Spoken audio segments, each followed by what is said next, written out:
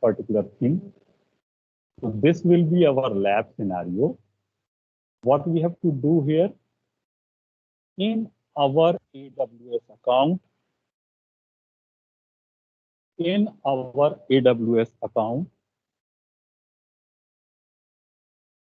we have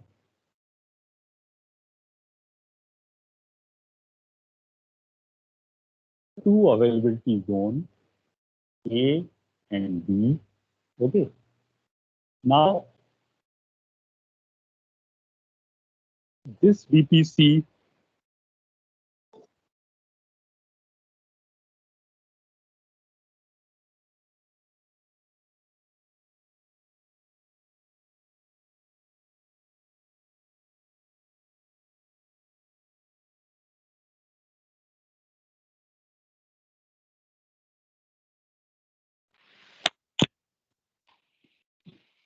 screen दिख रही है आप लोगों को? Hello, Yes, sir. Yes, sir. so there was a call, disturbance of the call. So, let me see, मुझे screen पे दिख रही है.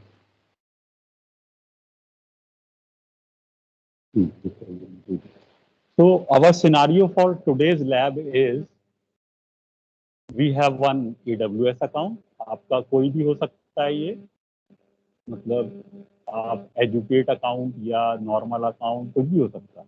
ये आपका AWS अकाउंट है. इसमें हमें जो करना है वो ये है कि we have a VPC, that is a virtual private cloud. Now this virtual private cloud is spanning in a region. So in that region, you may have multiple availability zones. Okay.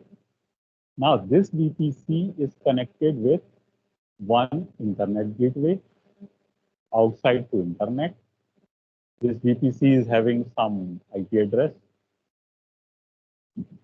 Then this VPC is having on the availability zone one public subnet in this zone, one private subnet in this zone. Here also public subnet, private. Now, this diagram will look like this. That means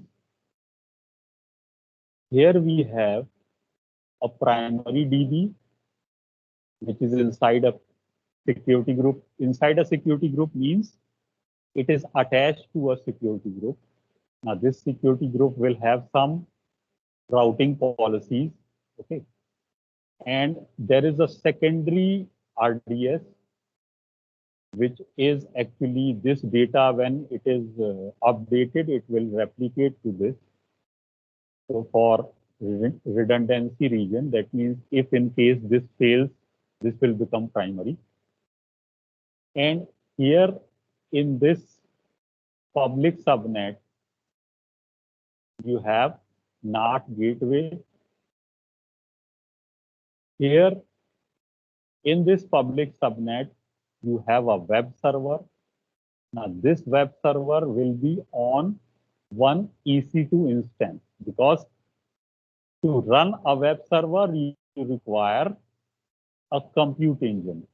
So this is your,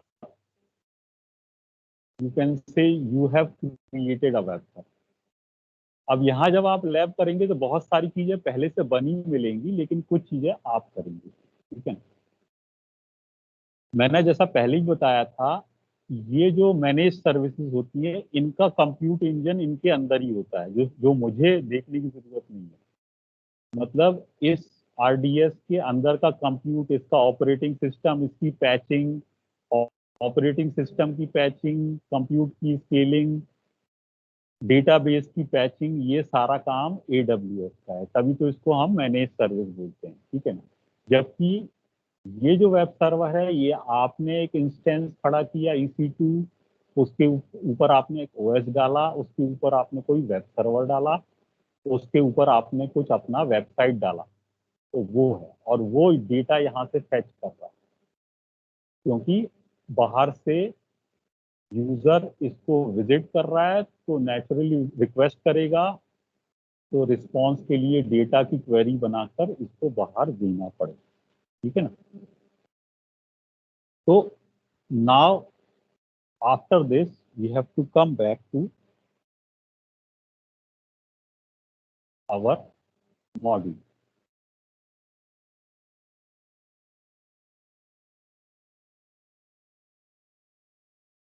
So we'll wait for the module to be loaded.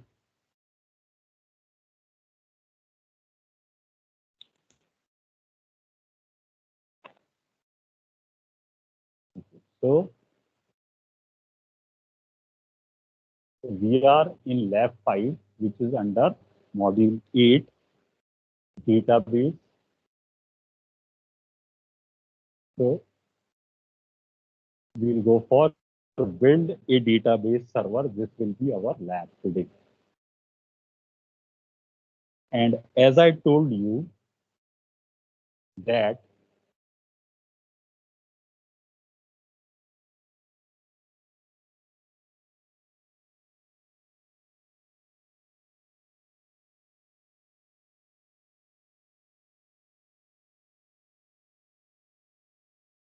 so we have to start lab.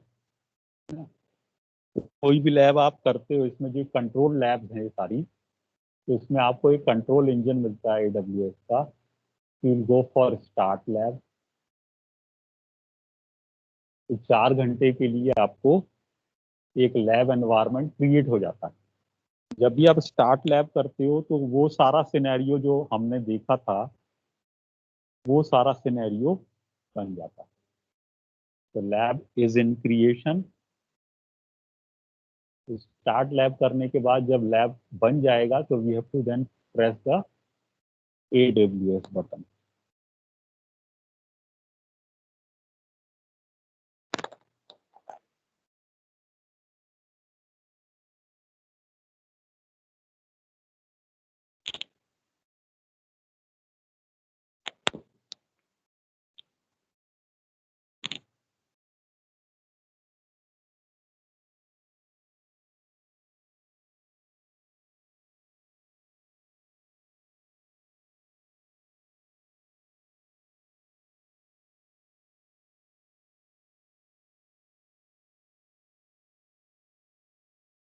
So till the lab is creating, again we revise that we'll be having a single VPC which is spanned over multiple availability zones. This VPC will be connected with an internet gateway, and this internet gateway in the public subnet of availability zone 1 will be created with a NAT gateway, and then there will be 2 private subnets each in both the availability zones, and they are having the primary database and the secondary database. And on the second availability zone public subnet, you have your web server, which is residing over Elastic Compute 2 engine. Okay.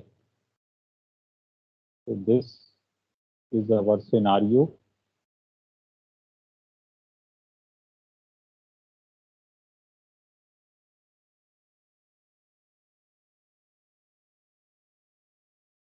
So whenever a lab is created, it shows you the region. The region is US West 2 here. Lab ID is ARN AWS Cloud Format, Cloud Formation US West something something. Now I want to tell you one interesting thing, that when we press start lab, what happens? कोई बता पाएगा? ये इतना यहाँ का literature देखकर आप में से कोई कुछ गेस कर पाएगा कि ये लैब कैसे क्रिएट हो रही है, या फिर मैं बताऊं? This is out of our syllabus, लेकिन बता रहे अभी के लिए आउट ऑफ सिलेबस है, वैसे आगे इसके बारे में बताएंगे. Any guesses?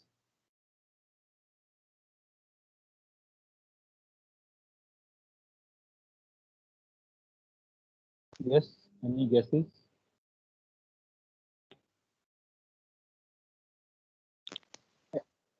Yes, बताएं। ये क्लाउड फॉर्मेशन क्या है?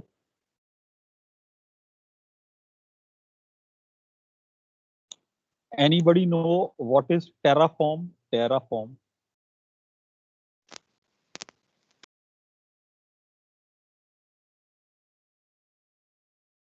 की आवाज नहीं आ रही। Okay, so lab is ready. तो इसको बंद कर देंगे और ये सिनेरियो है हमारा। ठीक है, जब लैब पूरी हो जाएगी तो इस तरह का ये क्रिएट हो जाएगा। स्टार्ट लैब कर चुके हैं। Now we have to click on AWS. So when we click on AWS, we'll go to the console.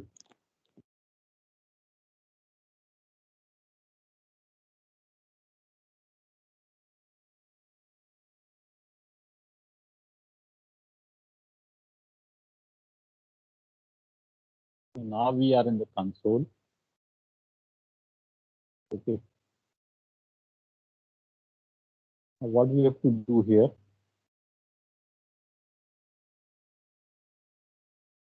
So firstly, we have to create a security group for RDS DB instance. मतलब RDS DB instance जब बने तब बने, लेकिन हमें उसके लिए एक सिक्योरिटी ग्रुप बनाना। तो सबसे पहले हमको कंसोल में VPC लिखना है। अगर यहाँ पे जो रिसेंटली यूज करते हैं वो ये आ जाता है, और नहीं है तो यहाँ VPC ऊपर लिखेंगे। ये ऑलरेडी दिख रहा है तो इसको क्लिक कर देंगे, नहीं तो यहाँ टाइप करके भी ला सकते। So it will show all the available VPCs, virtual private clouds.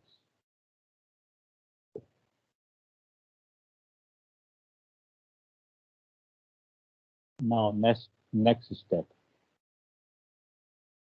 Left navigation pane, click on security groups. जब हम VPC वाले इसमें जाएंगे तो उसकी फैमिली रिलेटेड चीजें लेफ्ट में आती हैं। AWS में कभी भी आप किसी सर्विस में जाओगे तो उस सर्विस से रिलेटेड सारा फैमिली आपको यहाँ लेफ्ट में दिखता है। तो VPC रिलेटेड जो भी रिलेटेड चीजें हैं वो यहाँ आपको दिखेंगी। अब यहाँ पे हमको सिक्योरिटी ग्रुप्स पे क्लिक करना है।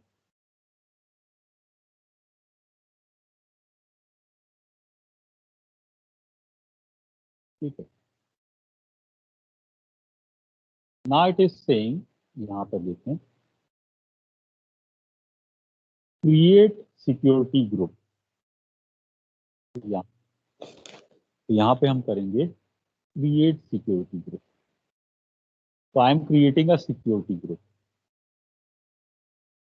Security group name is DB security group. तो यहाँ से कॉपी किया और यहाँ पे नेम जो है पेस्ट कर दिया। ये हो गया इसका नेम।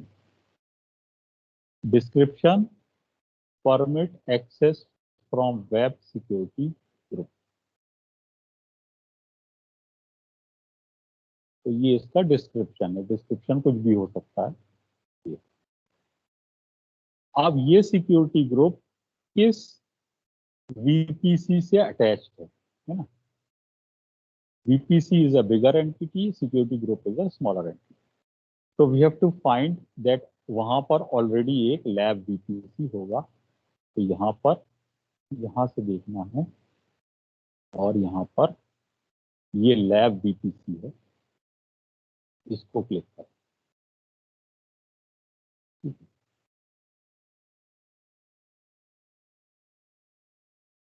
अब हमें यहाँ पर रूल ऐड करने हैं, क्योंकि कोई भी सिक्योरिटी ग्रुप होता है उसमें इनबाउंड रूल ऐड करने होते हैं। तो कौन सा डेटा अंदर आएगा। इन राउंड रूल्स में हम यहाँ पर ऐड रूल्स करें। अब ऐड रूल में सबसे पहले we have to go for the security group currently has no rules. We will add a rule to permit from web security group. We have to configure type will be MySQL Aurora. So our type will be MySQL Aurora.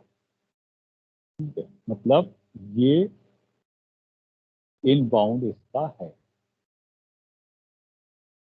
CIDR IP security prefix type SG and then select security. तो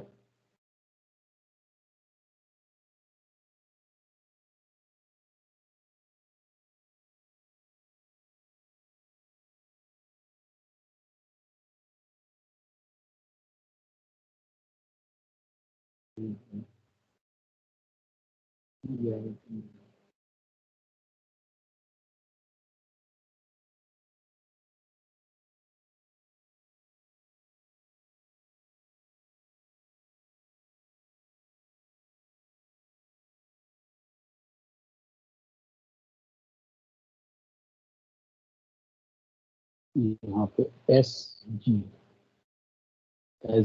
करने से क्या चाहिए हमको यहाँ पे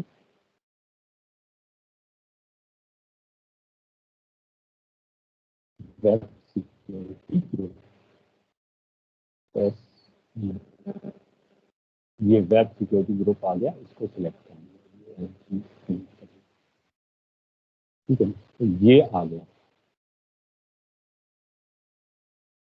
Then this configure the database security group to permit inbound traffic on port this from any EC2 instance. ठीक है, यानी कि इस पोर्ट पे, जैसा यहाँ बता रहा है, इस पोर्ट पे इनबाउंड ट्रैफिक अलाउ करेगा फ्रॉम EC2 इंस्टेंस। तो फिर इसके बाद क्रिएट कर देंगे और इसको बाद में यूज करेंगे, तो इसको क्रिएट कर देंगे। ये क्रिएट हो गया।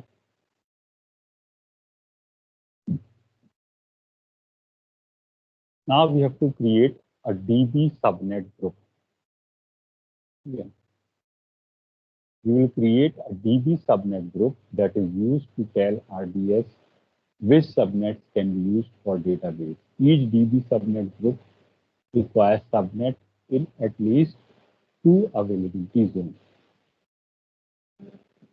अब हमें जाना है सर्विसेज में RDS में, तो यहाँ पर टाइप करें RDS।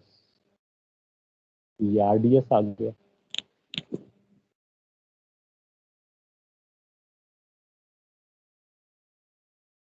तो अभी हमने केवल एक सिक्योरिटी ग्रुप बनाया है जो कि वेब सर्वर से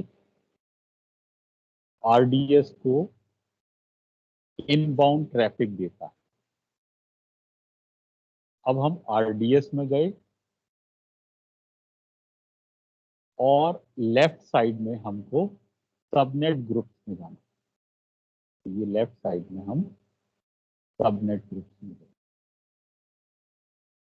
सबनेट ग्रुप में हमको क्रिएट सबनेट ग्रुप में जाना।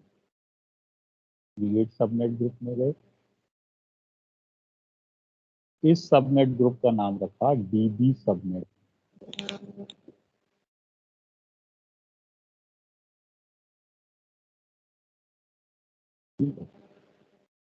इसका डिस्क्रिप्शन रखा DB सबनेट ग्रुप।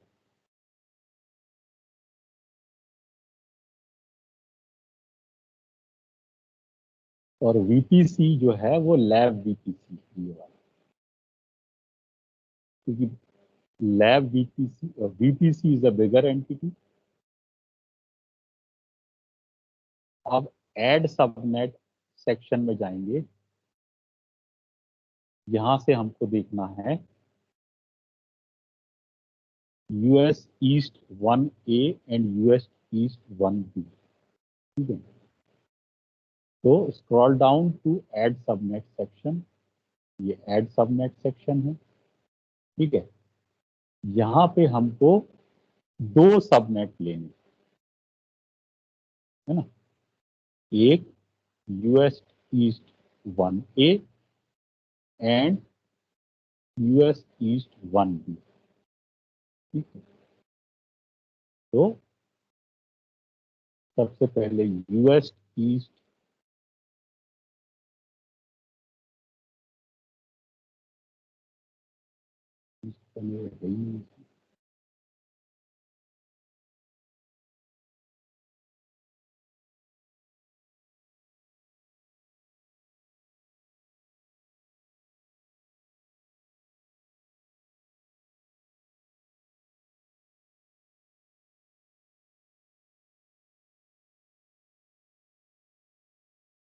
ऊपर जो है प्रॉपर, अगर ये नहीं होगा रीजन तो हमको मिलेगा नहीं, तो इसलिए ये मैंने देखा ऊपर सही था नहीं, ये देखना जरूरी है। अब अगर जितना अभी अपन ने किया है, क्योंकि कुछ एंटिटी क्रिएट तो हुई नहीं है, तो हमको उतना फिर से करना पड़ेगा। ठीक है ना, तो वो आप देख रहे हैं कि फिर से हम वहीं पर आ गए, क्योंकि क्रिएट तो कुछ हुआ नहीं, हम यहाँ पर प्रॉपर यूएस ईस्ट में थे ही नहीं। ठीक है ना, तो ये अब हैं अपन यहाँ पे। ठीक है ना, अब यहाँ पर ये सारी एक्टिविटी क्रिएट सबनेट वाली, तो क्रिएट सबनेट में तो हैं, लेकिन ये जो नाम इसका देना था ये फिर से देना पड़ेगा, क्योंकि we were in the mid way of creating it.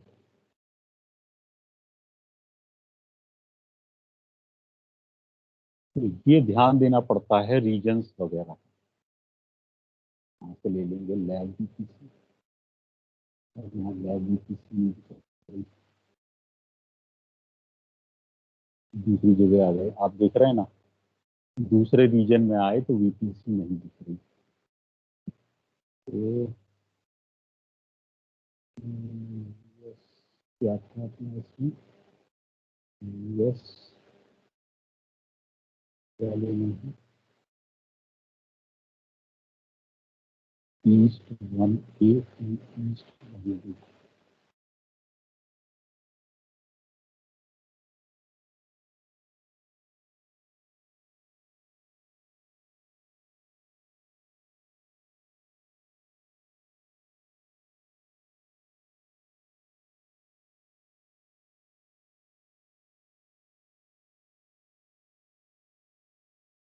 अभी अपन ओरेगॉन में थे,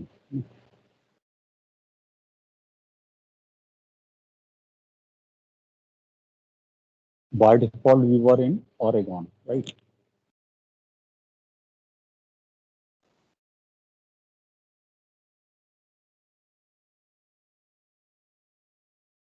एक बार यहाँ डिटेल में देख लेते हैं।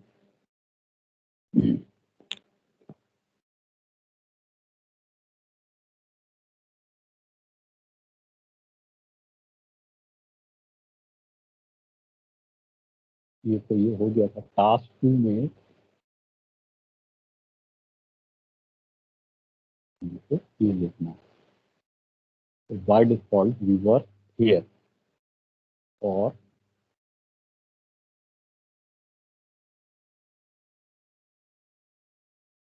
This is the name,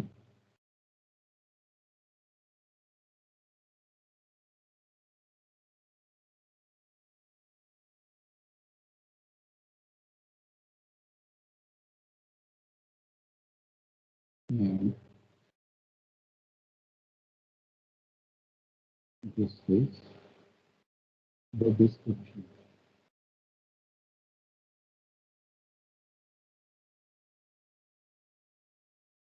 VPC भी है यार, VPC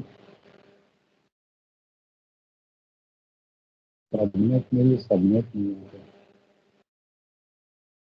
तो इधर देखिए क्या बोलता है,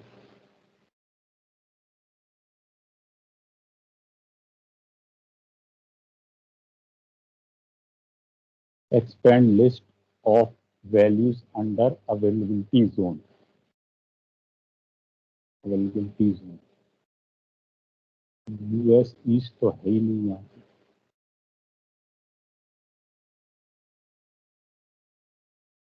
कुछ प्रॉब्लम है।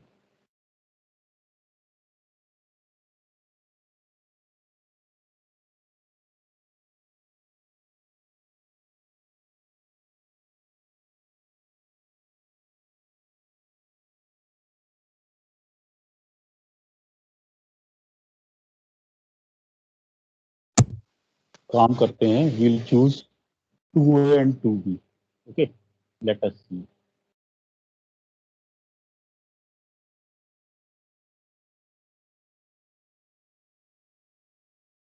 Then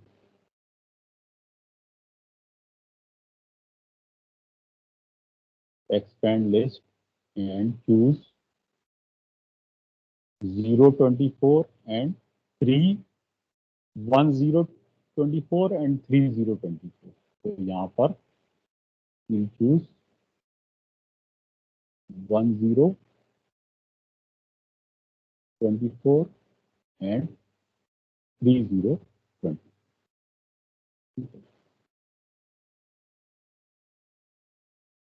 Then create, अब ये जो है इसको क्रिएट कर देना, so we'll create this, so it is created। Now it is saying us east but it is giving us west, so there is some problem। So no problem, we have created that in west। Create होना चाहिए, मतलब दो availability zone है अपने पास, वहां पे अपन ने create कर दिया, तो ये क्रिएट हो गया। Now we have to create RDS DB instance, so we have to go for database। तो यहाँ लेफ्ट में हमको डेटाबेस पे क्लिक करना है, and we have to go for create database. ठीक है, now in create database select MySQL, so we have to select here। Standard and easy create दो चीजें हैं, तो ये क्या बोलता है वो देख लेते हैं।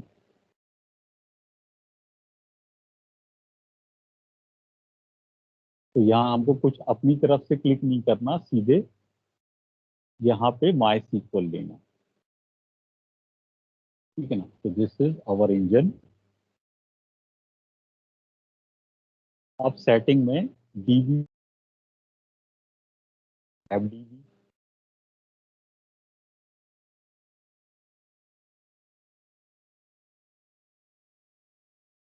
इसका नाम देना है LabDB।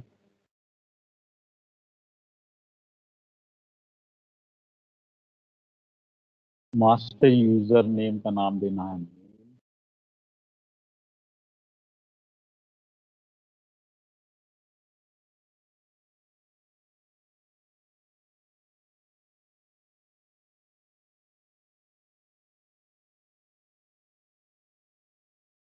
मास्टर पासवर्ड का नाम देना है lab password.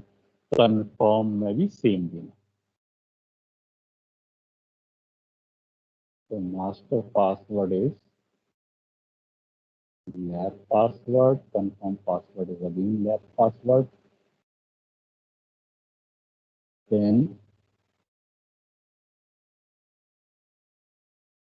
instance size burstable class। burstable class मतलब it can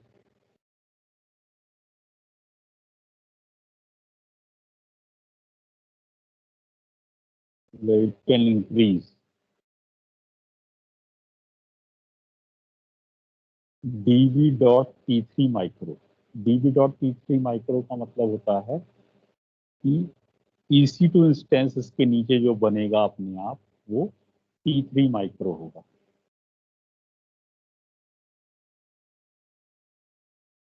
ठीक है, storage SSD allocated size 20,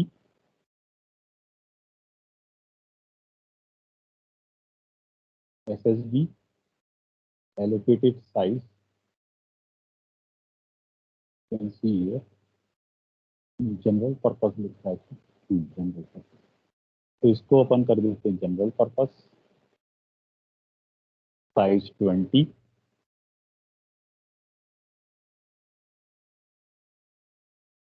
connectivity VPC,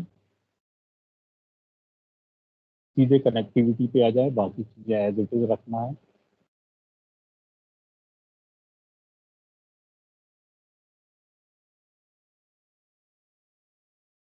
इसमें इसमें और कुछ बोला है क्या? बाकी कुछ नहीं बोला, तो सीधे आ जाते हैं कनेक्टिविटी में। It will be lab VPC। एक बार क्रिएट हो जाएगा तो VPC बदल नहीं सकते। इसमें हम DB सिक्योरिटी ग्रुप लेंगे,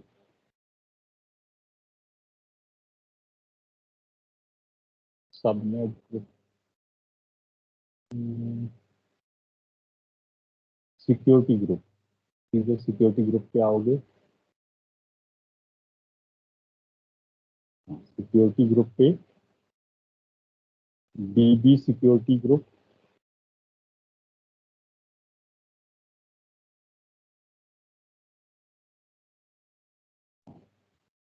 डिफॉल्ट को अलग कर देंगे, है ना। DB सिक्योरिटी ग्रुप स्पेशली बना है केवल इनबाउंड ट्रैफिक टू डेटाबेस के लिए। ठीक है,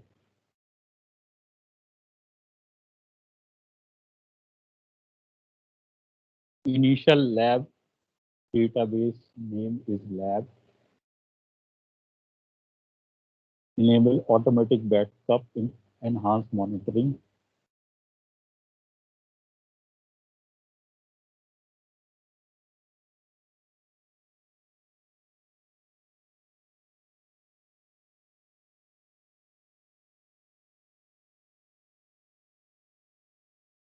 ये ऊपर था शायद।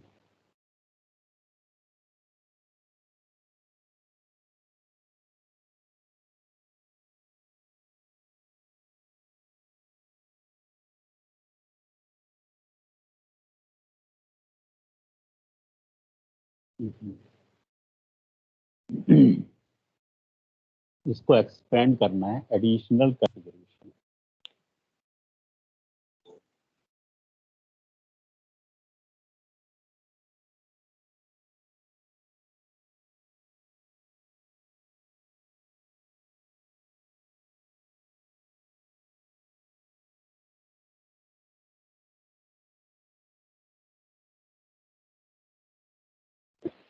Okay, so you have to expand additional configuration। ये एडिशनल कॉन्फ़िगरेशन एक्सपेंड करेंगे, यहाँ पे आप टाइप करोगे लैब, यहाँ से आपने जो दिया था एडिशनल कॉन्फ़िगरेशन के अंदर, इनेबल ऑटोमेटिक बैकअप, एनहांस, ये दोनों को अनचेक करना है ना। ये अभी क्योंकि हमारा ये सिंपल लैब रिलेटेड चीज है, इसलिए।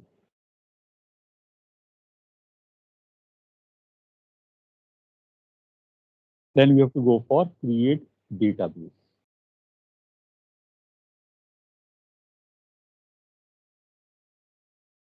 Create data.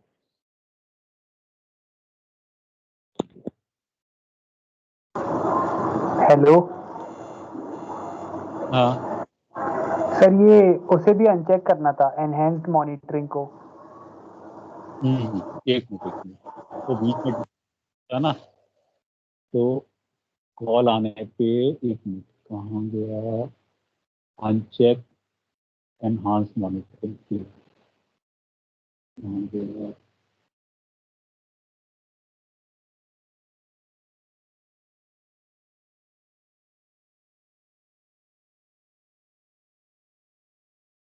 ये भी अनचेक कर लिया। अब दिक्कत केवल एक ही जा सकती है कि हमने दूसरे जोन में बना रहे हैं, है कि नहीं? देखते हैं, बन गया, ठीक है।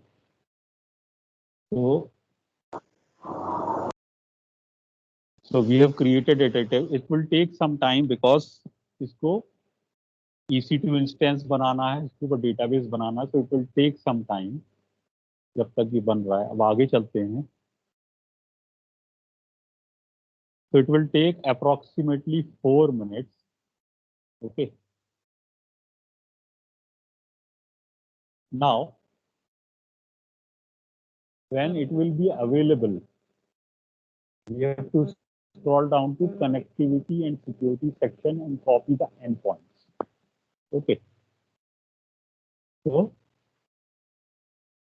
यहाँ इसको आपको सिलेक्ट करना है।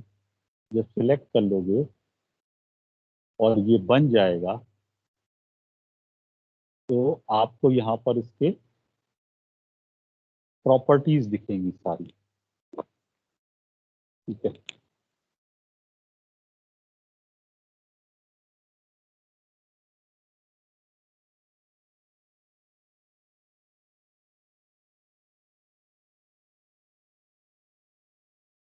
आप लोग को स्क्रीन दिख रही है? हेलो, स्क्रीन दिख रही है?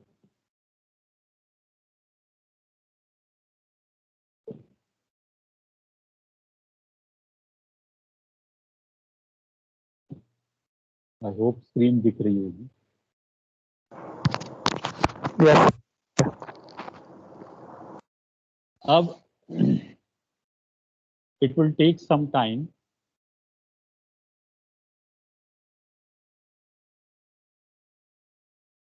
so let us see here।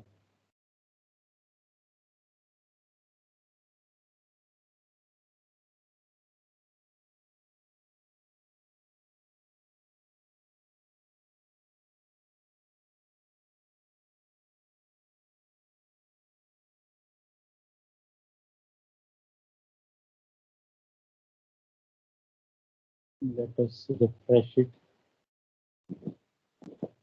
So we have nothing but to wait for this, okay।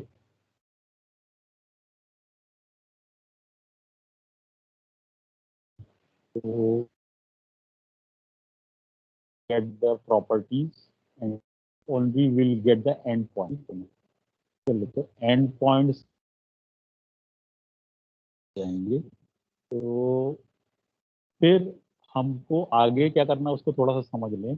Interact with your database.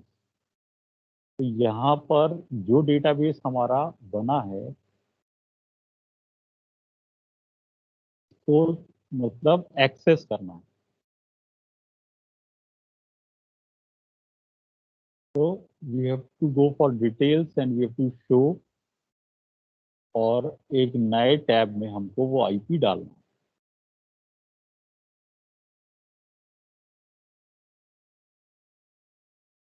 Now इसके बाद we have to configure application to connect to our database.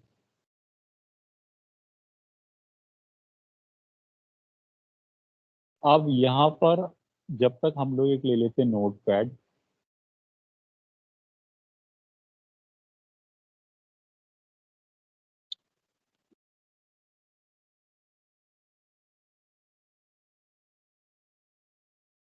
एक notepad open करके रख लेते हैं ताकि and points वहां पर कॉपी कर ले।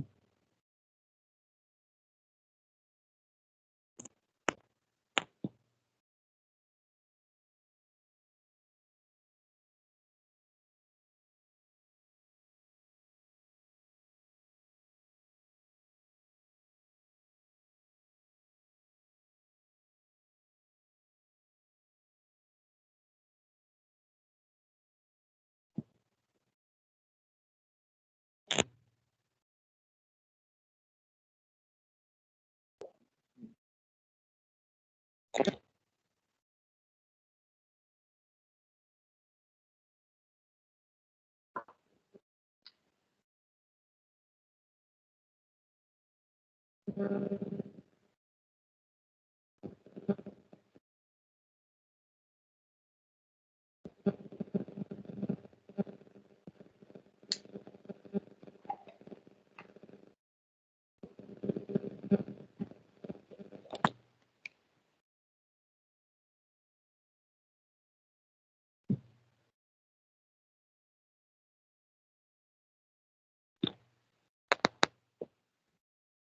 let us see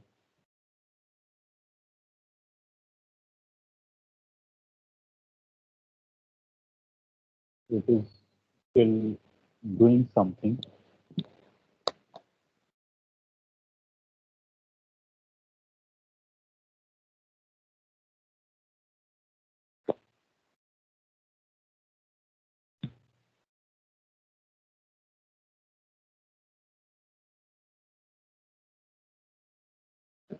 So you have to wait only. तो इसने 4 मिनट बोला था, तो अभी 1-2 मिनट ही हुए होंगे। इंस्टेंस बन रहा है यहाँ पर। अब हमको क्या करना है, जब तक हम यहाँ का काम करेंगे, in this task you will open a web application running on your web server and configure it. So to copy the web server IP address, click on details drop down menu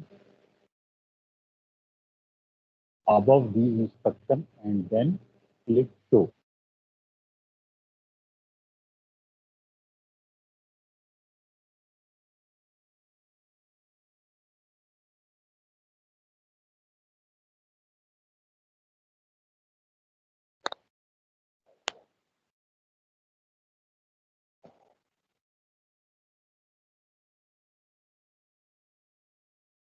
So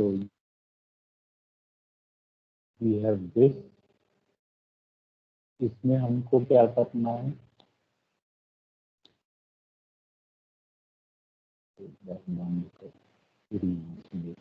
show करके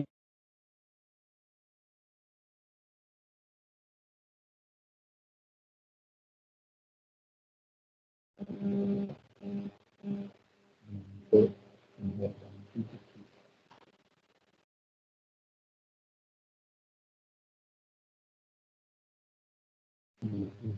public इसको copy करके notepad में रख लेते हैं।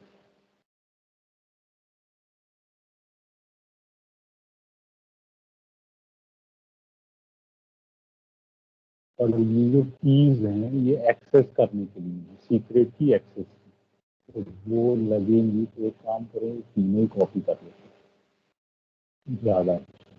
ये copy किया, इसको प्लेस किया नोटपैड में, पेस्ट कर। Now we have IP also, secret key also, access key also. एक चीज आप ध्यान रख लें, कोई भी आप काम करते हैं, जैसा मैंने पहले ही बताया था, तो आप रूट यूजर से नहीं करते कभी ना, वो AWS आपको करने देता है। आप किसी न किसी IAM यूजर से करते हैं जिसको काफी राइट्स होते हैं। तो वो IAM यूजर कभी भी इंटरेक्ट करता है कुछ करने के लिए, तो अपार्ट फ्रॉम लॉगिन पासवर्ड वो कई बार सीक्रेट की और एक्सेस की पूछता है। ठीक है, तो ये यहाँ पर अपने पास रखा हुआ है नोटपैड में। ठीक है, अब हमको ये IP एड्रेस वहां पे डालना है। यहाँ पर एक नए टैब में एक नया टैब खोला और नोटपैड से ये IP सिलेक्ट किया।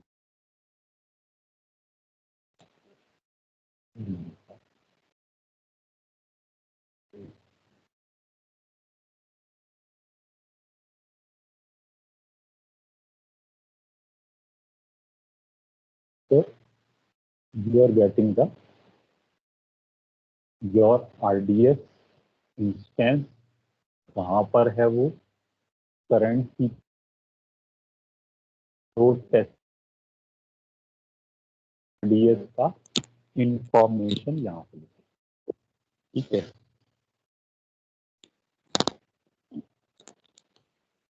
अब यहाँ पर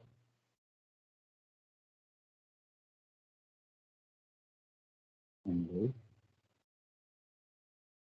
अभी ये चल ही रहा है, तो यहाँ पर आते हैं।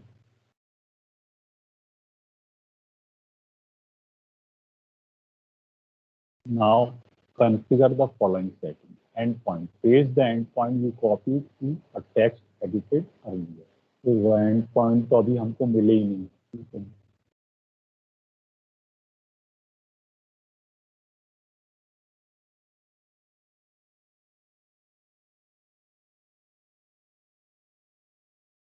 तो इसके लिए अभी हम यहाँ पर मतलब ये पूरा बन जाएगा, तब हम के लिए हमको वेट करना होगा।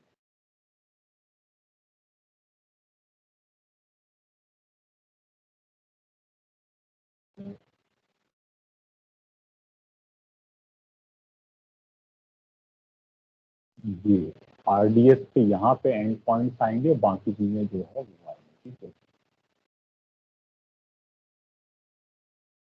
एंड पॉइंट मिले तब तो है, तो अभी टाइम लगा रहा है ये, अब आ गया।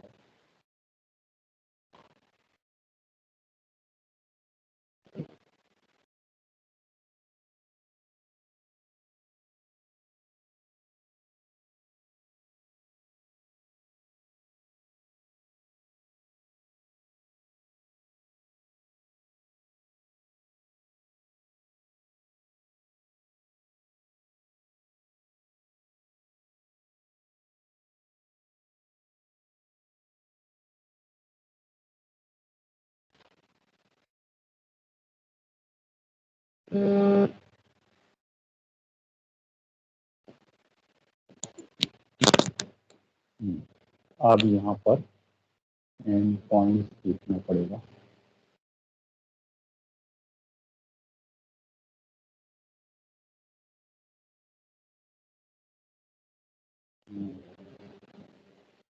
ये एंड पॉइंट ये चाहिए था आपने, तो ये यहाँ से कॉपी करेंगे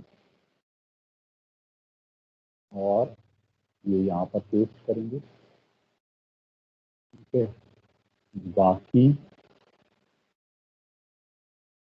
डेटाबेस का नाम लैब,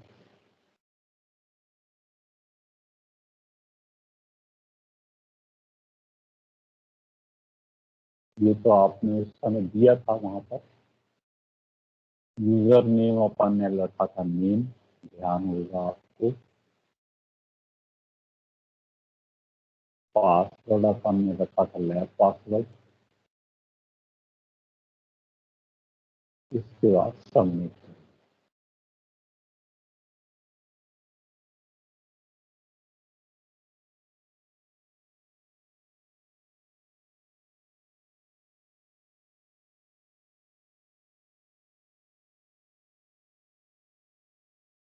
तो यू कैन सी कि आपका जो डेटाबेस है वो आ गया। और यहाँ पर अब ये आपको यूजर इंटरफेस दिख रहा है।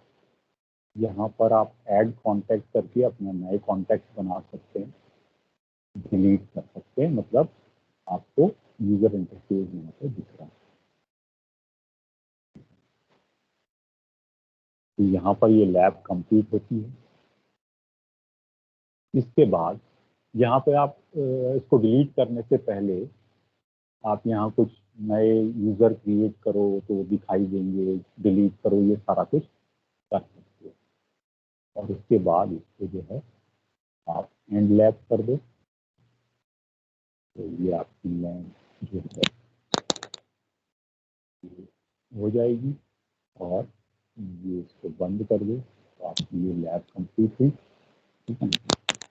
यहाँ हम लोग ये रिकॉर्डिंग बंद कर देते हैं, टॉप रिकॉर्डिंग। और